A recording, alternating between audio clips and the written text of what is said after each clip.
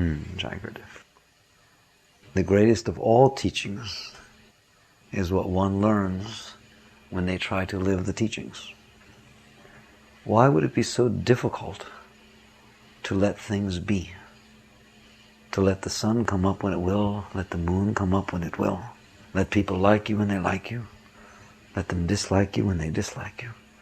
Let health come when it will depart. Let the dance of creation, which has always existed, it will always exist. Exactly the same type of stuff was here before we came. It sure as heck will be here after we leave. When we're standing in a given spot, there's stuff going on. When you turn your back and walk away, stuff still goes on in that spot. Why is it so hard to let that which is be? This is the great question that the meditator, the contemplator, must meditate and study. All teachings exist in the answer to that question. There is no need for anything else, because it's all between you and life. So now you understand that life is always going on by itself. It's not like you're doing some great act of surrender to let it. Like I said, when you walk away from your car, which is scratched, and it's bothering you, and then you go and get involved in shopping or talking or playing or school or whatever, and you don't ever think about it, then you come back and you see the scratch and it starts bothering you again. I know it's hard to believe, but your car was scratched the whole time. All the time that you were doing something else, that scratch was on your car. Everything is that way. It's all going on at the same time. So why can't you accept it as it is? And if you dare to ask yourself that question, you will start to see first, at the most surface level, the reason is because your mind will not let you. It's as simple as that. You might as well catch on right off the bat. Because your mind talks about a lot of things.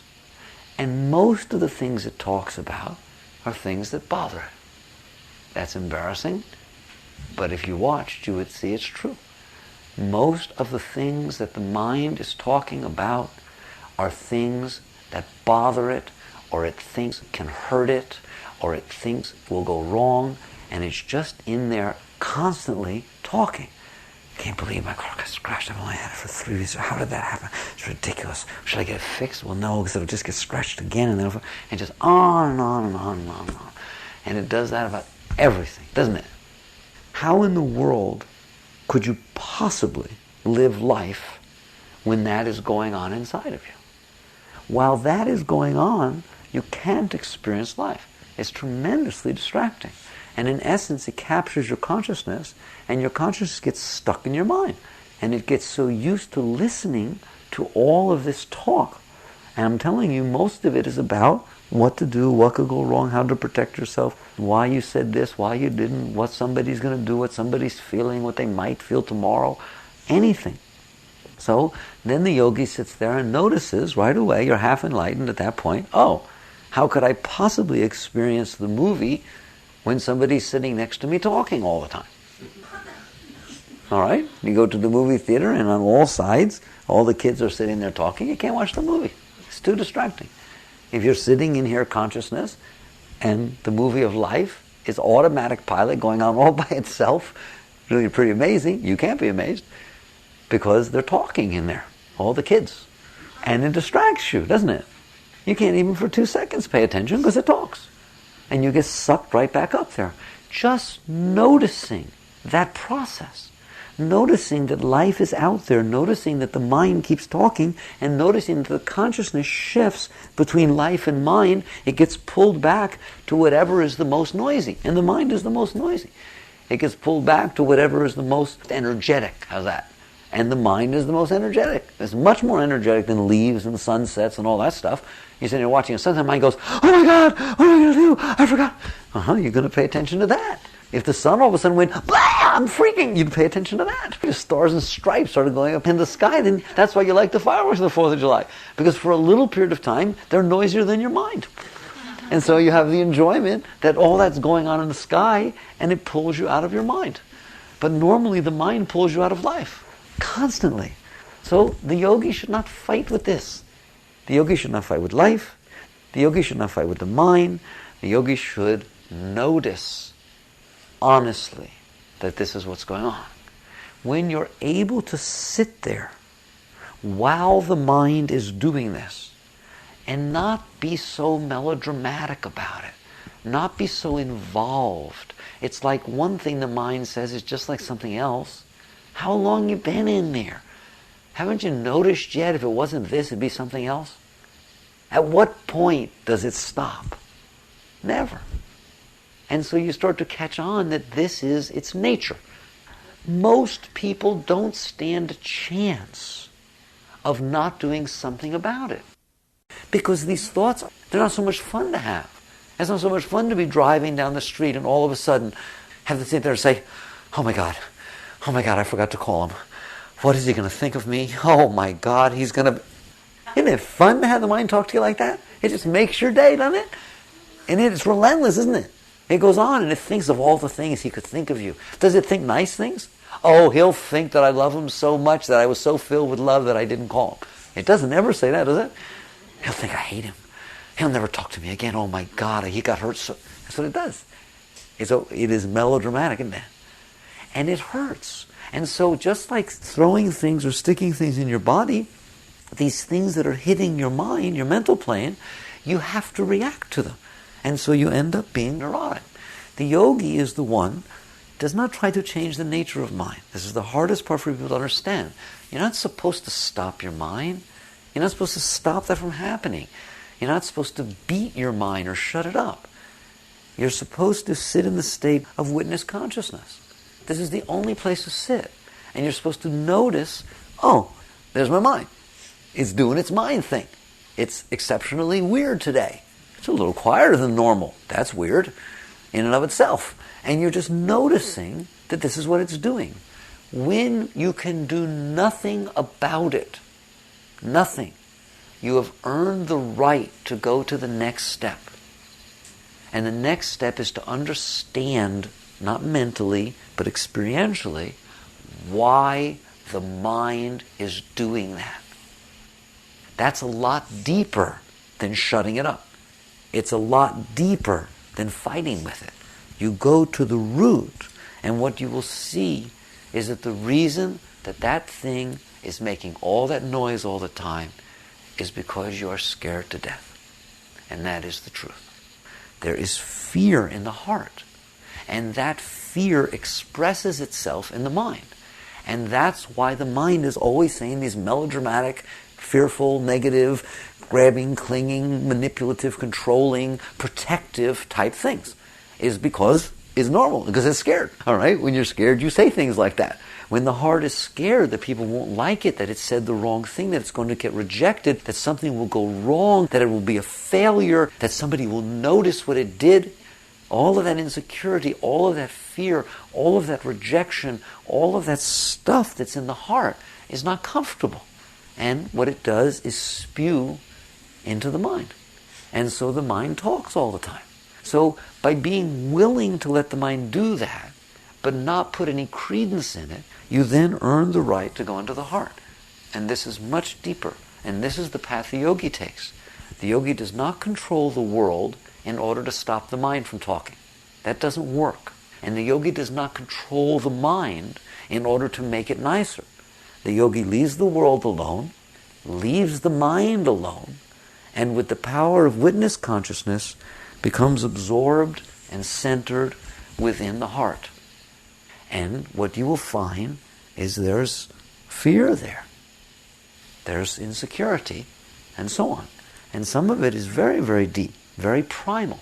And you will see that your heart energy opens and closes constantly. And even the slightest vibrational change, if you're sitting there talking to somebody and they turn their eyes away from you, if you're conscious during human interaction, it's awesome. Every single energy movement affects the heart chakra. That is how sensitive it is. But people are so closed and removed and lost that they don't even know what's happening to them. Their mind just starts getting weird. And their nervousness in their body and stuff, that's all the reaction of this chakra going through its energy changes. Once you see how sensitive your heart is, you will understand why your life has been so difficult. You will see why your mind got so weird. You will see why you developed this personality and this way of doing things and how you project yourself and how you manipulate and control. All of it is a reaction to how sensitive your heart is. That sensitivity can be a blessing. That sensitivity can be a curse. It is a blessing when you're able to go into it, harmonize with it, and move into this deep peace and love that exists in the open heart. It is a curse when you don't even know what's going on and it just flies all over the place and your mind goes crazy and then you react accordingly and you make all that craziness be in your life. Because the world ends up just being the reflection of what's going on inside of you. If you're real uptight and you yell at everybody, everybody yells back at you. If you haven't noticed, either that or they cower in the corner.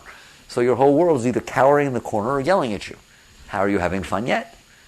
So it's always the reflection of what is going on in your heart. So basically, the yogi does not deal with the mind, and the yogi does not deal with the world. Not in that way. You deal from the root. The root of the mind is the heart. How do you then work with this heart? You relax. You literally work with it like a mother would work with a child. You hold it. You be loving. You don't expect other people to do that. I won't tell you what happens if you expect other people to do that. You'll come and you tell me after enough years what happens if what you're doing in that world is finding the person that will do it for you. All right? It doesn't work. You have to do that. You have to bring that love, that strength, that perseverance and consciousness to the heart. And you will find, and this is like a miracle, that if you just be there with it, that it will heal. Just as if you have a child that's been through really traumatic experiences and won't let you touch it or hug it or even get near it, if you just leave it alone, it'll just get sicker and sicker. They just crawl into the dark and withdraw and not do anything. If you go there and try to grab it or touch it or fix it and tell it to behave itself, it will again just get driven away.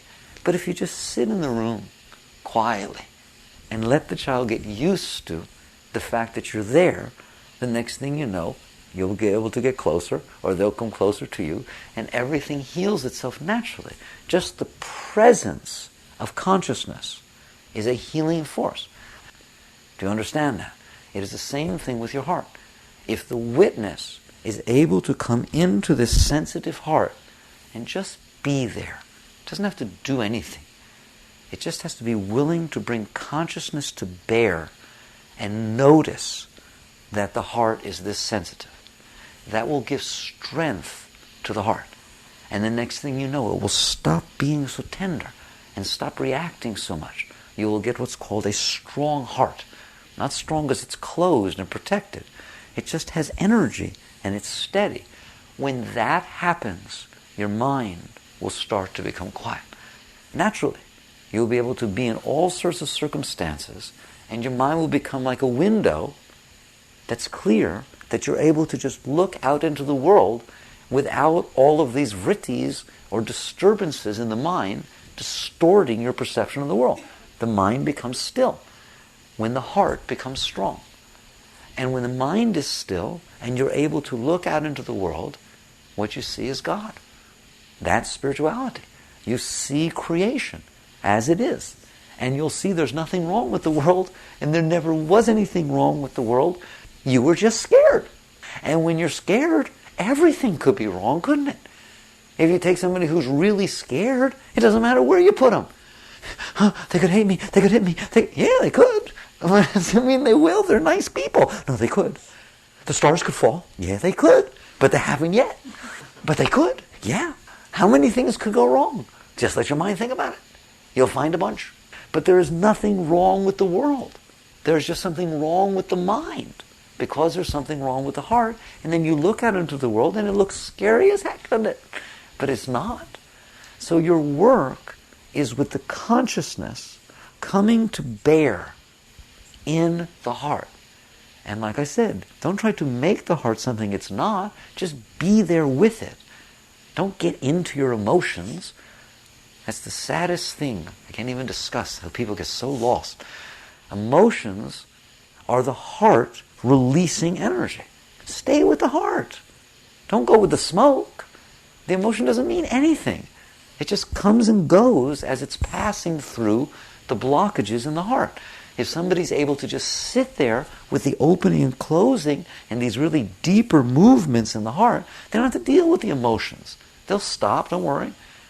They'll turn into love. You'll just have pure energy passing through your heart.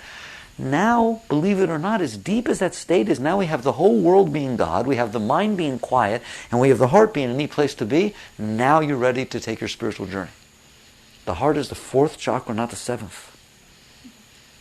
And the heart is the door to spiritual states. It is not the spiritual state. It is the door. And that center is what separates humankind, which is below, from the higher states, which are above. So those become the transcendent states once you can pierce and drift past the heart. So this is how to live in life, in the heart, not in life, not in the mind, and not in the emotions. Just deeper inside, noticing how every single movement of life affects the heart. When that's all you do, all the time, you will see that you'll grow tremendously. Jagrata.